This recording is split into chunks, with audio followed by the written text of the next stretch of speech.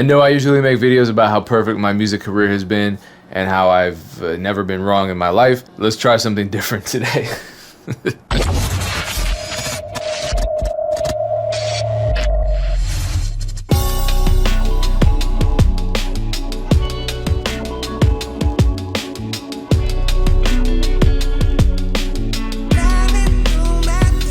So I want to count down the top 8 mistakes that I made in general as a producer. They're not too personal. They're mistakes that I believe other producers might be making, and it's all stuff that's really easily preventable, but I want to explain to you how I made the mistake, why I made the mistake, and that I did make the mistake, because I made a lot of mistakes in my career. And hopefully you can learn from this list and avoid these mistakes, because I wasted a lot of time and energy by letting these mistakes dictate how I moved in the music business. I'll probably come up with a more personal list later. I just didn't want to go there right now because I'm in a good mood and I want to stay in a good mood. So mistake number 1, not charging your camera battery. I'm kidding, but I did start this video about a couple hours ago and had to stop because my battery was dead. Actual number 1, believing that one accomplishment would create momentum for me. When I first made my first number 1, the plaque is back there, my first number 1 record, I thought things were gonna just start happening automatically. Success was just gonna be automatic. I learned the hard way. That was a long time ago. That was 10, 12 years ago. I'm more successful now than I was then,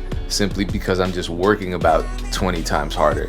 And I had to learn a lot from that point on. And this happens with recording artists too. I know a bunch of rappers this has happened to. I'm not here to tell their story. Maybe I'll have them on later to explain how that went down. But you see people accomplish something big and then rest on their accomplishment rather than build on it.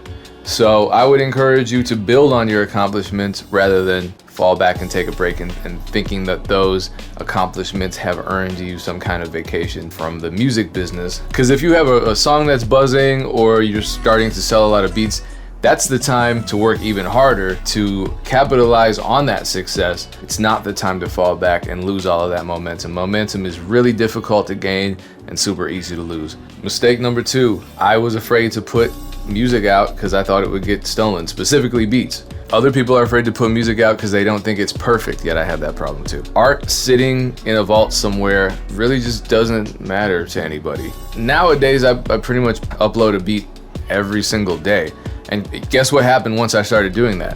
1, a bunch of my beats got stolen, but 2, my brand was growing, my business was growing so much that it didn't matter if my beats were getting stolen. And it happens fairly regularly, probably is happening right now. But ultimately the successes and the happiness associated with them far outweigh these few incidents, even if there are a lot of them, and there are, of somebody mistakenly or intentionally publishing my work without my permission.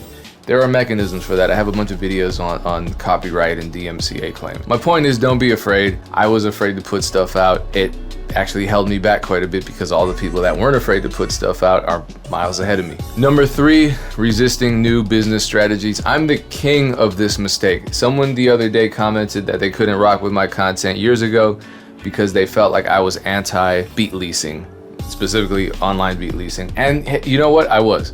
And I was dead wrong. Look at me now. I was resistant back then to this whole new normal, which was online beat licensing, high volume, low price as a business model. Why? Because I was just not used to it and it didn't feel like what I was used to at the time, so I resisted it. Instead of trying to learn about it, instead of trying to talk to the people who were doing it, I dug my heels in the ground, and had I not, I don't know where my life would be now. So this is one of those mistakes I don't want to dwell on because it's going to haunt me. But from now on, when I see new business models in the music world or just in the business world period that seem a little unorthodox or that seem a little scary to me, I'm not going to resist them just as a knee-jerk reaction. I'm going to learn about them first. Number 4, isolating myself too much. So, once I started really getting into the swing of things in terms of being an entrepreneur in the music business, I really worked alone, and I still pretty much work alone in a lot of ways, but I've formed quite a few partnerships that have really benefited my brand and that I've helped benefit as well, and you know, you see a lot of examples of that. Soul and DJ Pain 1, Music Entrepreneur Club, Ted Park. I work with a ton of Vintage Vandals. I work with a ton of people, and I've learned a lot. I've grown a lot as a result of those partnerships, and I shouldn't have been so resistant to them.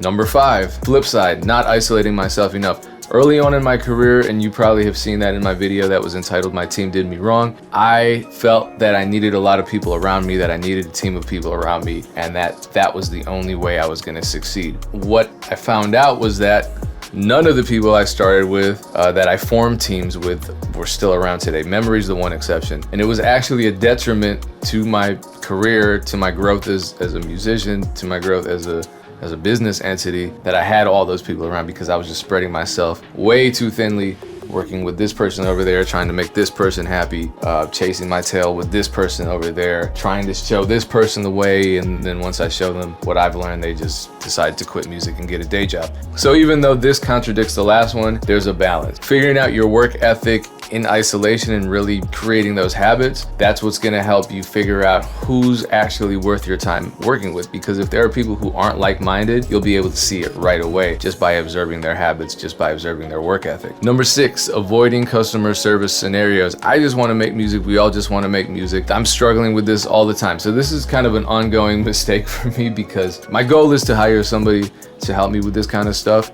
So I'm as responsive as possible, because really I'm just one person. And so when people want to email and talk and text and all that stuff, I get overwhelmed because there are so many inquiries coming in at all times. But early on, I would just kind of throw my hands up in the air and say, all right, if you want changes on this beat, I don't want to work with you anymore. Or just, if you want to negotiate on this kind of leasing situation, I don't even want to talk to you because I'm insulted, I'm offended. Just, you know, sensitive artist stuff. And now that I've just focused more on finding a compromise and giving a good experience, and even if I can't work with a person, instead of just cutting them off, I just say, look, I can't do this, I'm sorry, I'm gonna respectfully decline. Those steps have helped me see that the old version of me was really hard to work with.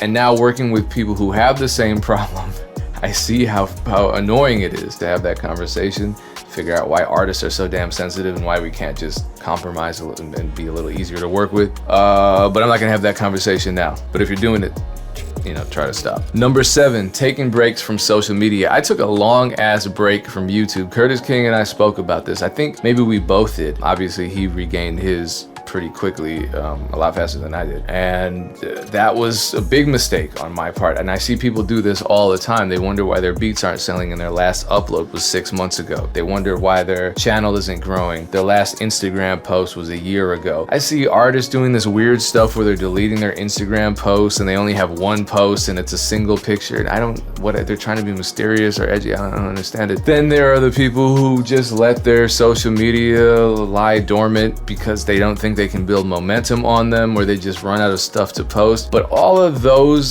social media are part of your overall plan. If you're abandoning one, you're abandoning a part of a plan, and that kind of shows me that maybe you didn't have a plan to start with, because there's just no consistency there. There's no reason that what you post on Instagram can't be posted on Facebook. There's no reason what you post on YouTube can't be shared on Facebook, Twitter, and IGTV. All those platforms allow for video. Taking breaks, especially with the way the algorithm is, it's not gonna end well for you. Didn't end well for me. I took a break from YouTube. Look what happened. I was one of the first people making production tutorials. Right now, I can't even rank on one of those videos. And lastly, number 8, focusing too much on music and not my own humanity.